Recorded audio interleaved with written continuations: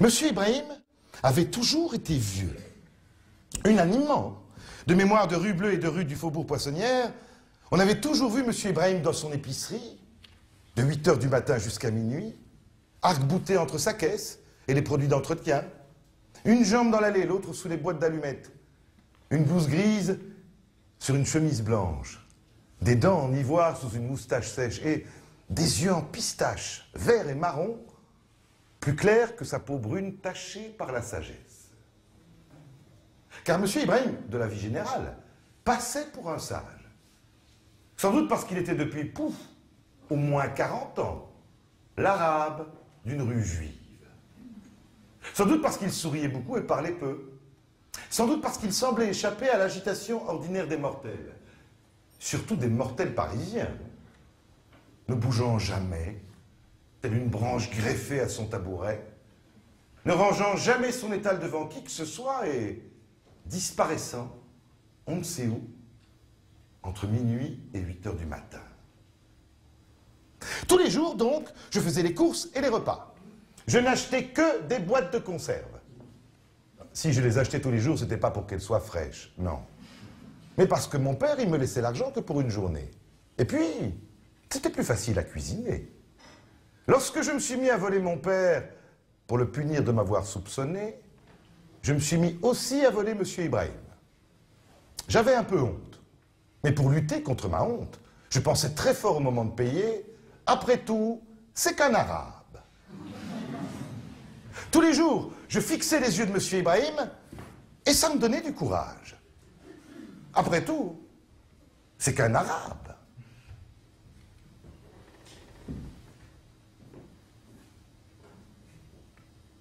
Je ne suis pas arabe, Momo. Je viens du Croissant d'Or. J'ai ramassé mes commissions et suis sorti groggy dans la rue. Monsieur Ibrahim m'entendait penser. Et donc, s'il m'entendait penser, il savait peut-être aussi que je l'escroquais.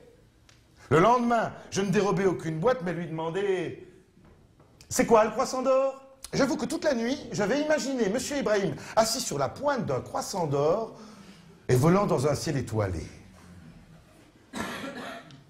Cela désigne une région qui va de l'Anatolie à la Perse. Momo. Le lendemain, j'ajoutais en sortant mon porte-monnaie, « Je m'appelle pas Momo, mais Moïse. » Le lendemain, c'est lui qui ajouta, « Je sais que tu t'appelles Moïse. C'est bien pour ça que je t'appelle Momo. C'est moins impressionnant. » Le lendemain, en comptant mes centimes, « Qu'est-ce que ça peut vous faire à vous, Moïse, c'est juif, c'est pas arabe. » Je ne suis pas arabe, Momo. Je suis musulman. Alors pourquoi tout le monde dit que vous êtes l'arabe de la Russie, vous n'êtes pas arabe? Arabe, Momo, ça veut dire ouvert de 8 h du matin jusqu'à minuit, et même le dimanche dans l'épicerie. Ainsi allait la conversation. Une phrase par jour. Nous avions le temps. Lui parce qu'il était vieux, et moi parce que j'étais jeune. Et un jour sur deux, je lui volais une boîte de conserve.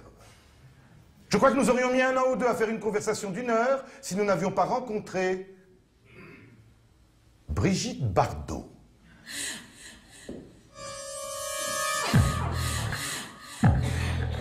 Grande animation rue Bleue. La circulation est arrêtée, la rue bloquée, on tourne un film. Tout ce qui est un sexe, rue Bleue, rue Papillon et Faubourg Poissonnière est en alerte. Les femmes, elles veulent vérifier si c'est aussi bien qu'on le dit. Les hommes ne pensent plus. Ils ont le discursif qui est coincé dans la fermeture de la braguette. Brigitte Bardot est là. Hé, la vraie Brigitte Bardot. Moi, je me suis mis à la fenêtre. Je la regarde et elle me fait penser à la chatte des voisins du 4e. Une jolie petite chatte qui adore s'étirer au soleil sur le balcon et qui semble ne vivre, ne respirer, ne cligner des yeux que pour provoquer l'admiration. En analysant mieux, je découvre qu'elle ressemble vraiment aux putes de la rue de Paradis. Sans m'apercevoir en fait que ce sont les putes de la rue de Paradis qui se déguisent en Brigitte Bardot pour attirer le client. Enfin, au comble de la stupeur, je m'aperçois que M. Ibrahim est sorti sur le pas de la porte. Pour la première fois, depuis que j'existe du moins, il a quitté son tabouret.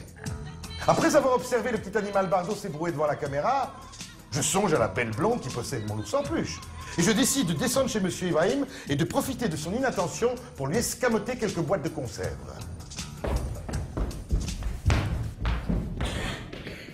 Catastrophe, il est retourné derrière la caisse.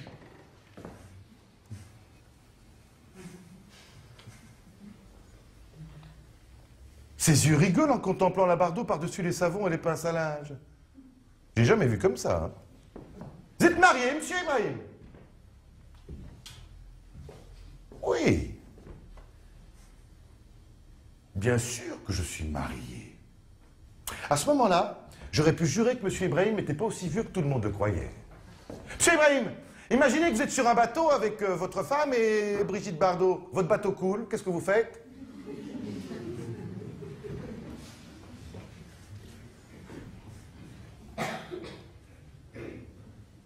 Je parie que ma femme, elle sait nager.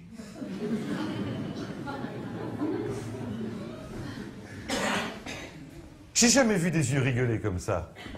Ils rigolent à gorge déployée, ces yeux. Ils font un boucan d'enfer. Soudain, branle-bas de combat, Monsieur Ibrahim se met au garde à vous. Brigitte Bardot entre dans l'épicerie.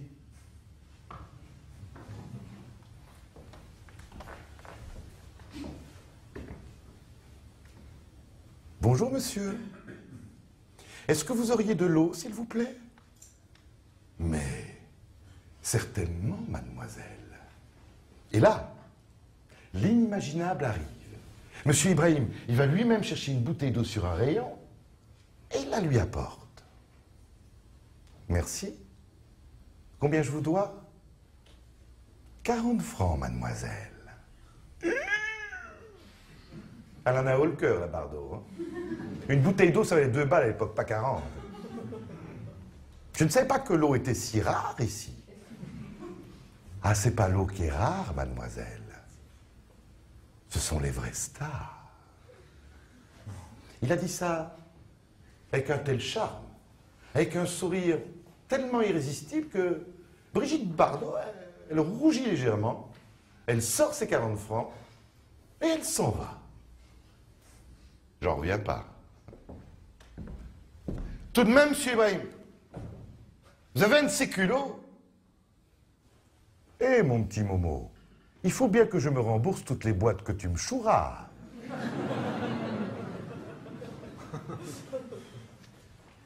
C'est ce jour-là que nous sommes devenus amis. C'est vrai qu'à partir de là, j'aurais pu aller les escamoter ailleurs, mes boîtes, mais monsieur Ibrahim, il m'a fait jurer. Momo, si tu dois continuer à voler, viens les voler chez moi. Et puis, dans les jours qui suivirent, monsieur Ibrahim me donnait un tas de trucs pour soutirer de l'argent à mon père sans qu'il s'en rende compte. Lui servir du vieux pain de la veille ou de l'avant-veille passé dans le four, ajouter progressivement de la chicorée dans le café, resservir les vieux sachets de thé, allonger son Beaujolais habituel par du vin à 3 balles. Et le couronnement, l'idée, la vraie, celle qui montrait que monsieur Ibrahim était expert dans l'art de faire chier le monde, remplacer la terrine campagnarde par des pâtés pour chiens. Grâce à l'intervention de monsieur Ibrahim, le monde des adultes s'était fissuré. Il n'offrait pas le même mur uniforme contre lequel je me cognais. Une main se tendait à travers une fente. J'avais de nouveau économisé 200 francs. J'allais pouvoir me reprouver que j'étais un homme. Rue de Paradis, je marchais droit vers la nouvelle propriétaire de mon ours. J'ai apporté un coquillage qu'on m'avait offert. Un vrai coquillage qui venait de la mer. De la vraie mer. La fille me fit un sourire.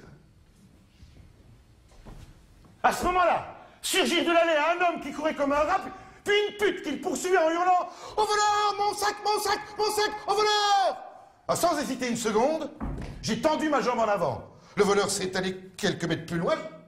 J'ai bondi sur lui. Alors le voleur m'a regardé. Il a vu que j'étais qu'un môme. Il a souri, prêt à me flanquer une raclée. Mais comme la fille a déboulé en hurlant toujours plus fort, le voleur s'est ramassé sur ses jambes et il a décampé. Heureusement, les cris de la putain m'avaient servi de muscle. Elle s'est approchée chancelante sur ses hauts talons.